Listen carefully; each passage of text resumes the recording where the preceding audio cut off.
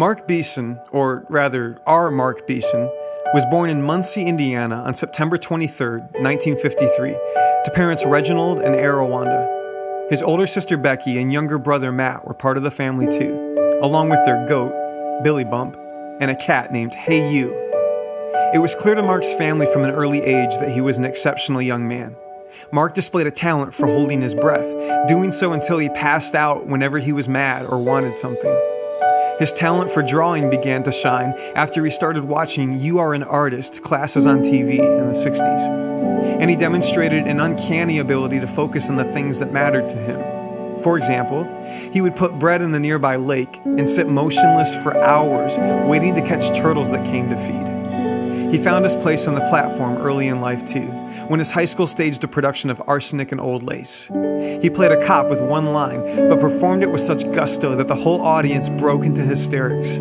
I know, it's not that hard to imagine, is it? Mark was the clown, the entertainer, the leader, even then.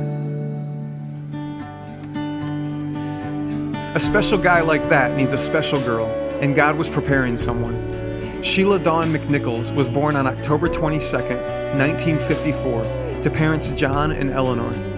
She was the first child in the family, but she took quickly to her role as big sister when siblings Mindy, John, and Andrew came along. Sheila fell in love with a book called Nurse Nancy as a little girl, and the inspiration stuck with her. When she was a teenager, the family went to the Museum of Science and Industry, and Sheila found the museum's operating room simulation. Her father thought they'd never get her out of there. She was destined to become a nurse. Maybe God knew that Mark would need a partner who was trained in first aid. And she's always been a true big sister, looking out for her family and the children in Granger's kids ministry ever since. I had a dream.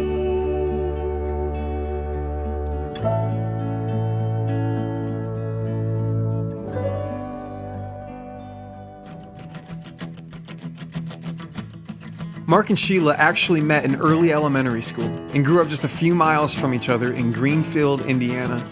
Their families both attended Bradley United Methodist Church, the same church they would marry in years later. They spent middle school and high school in youth group together, attending Camp Adventure during the summers together too. At some point, Mark figured out that Sheila was a catch, and they went on their first date during high school. Love was in the air, but not without a detour first. With Mark attending Ball State and Sheila at the University of Evansville, they spent a couple of years apart, each hoping the other wasn't dating other people while they both did just that. But during Mark's senior year, they rekindled their love and were married as soon as he graduated.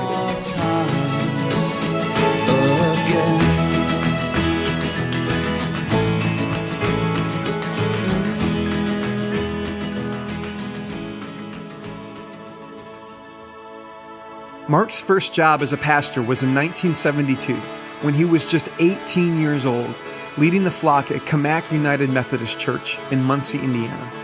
Sheila was at Evansville training to be a nurse at the time.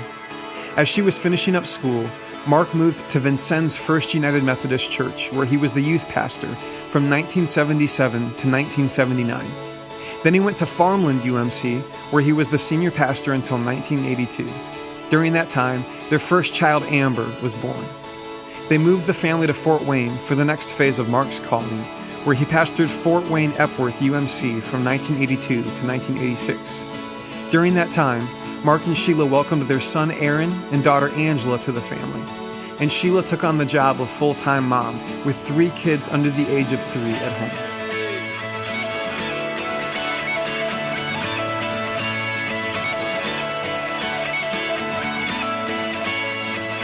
Then, in 1986, Mark and Sheila felt the calling to plant a new church in Granger, Indiana. It was a huge leap of faith. People advised them not to do it. They didn't have extended family or friends waiting for them here. They didn't have a foolproof model for how to do church. But what they did have was a vision from God to build a different kind of church that would reach people right where they are, and a passion burning in their hearts for people who don't know they matter to God. Jesus taught that when the kingdom of heaven comes, hearts are healed, the hungry are fed, and the lost are found. They started in their living room 25 years ago with just 10 people, And 25 years later, Granger Community Church has impacted literally tens of thousands through the Granger, Elkhart, and online campuses, at the Prison Reentry Center and Monroe Circle Community Center in South Bend, through a revolutionary movement in India, and all around the world.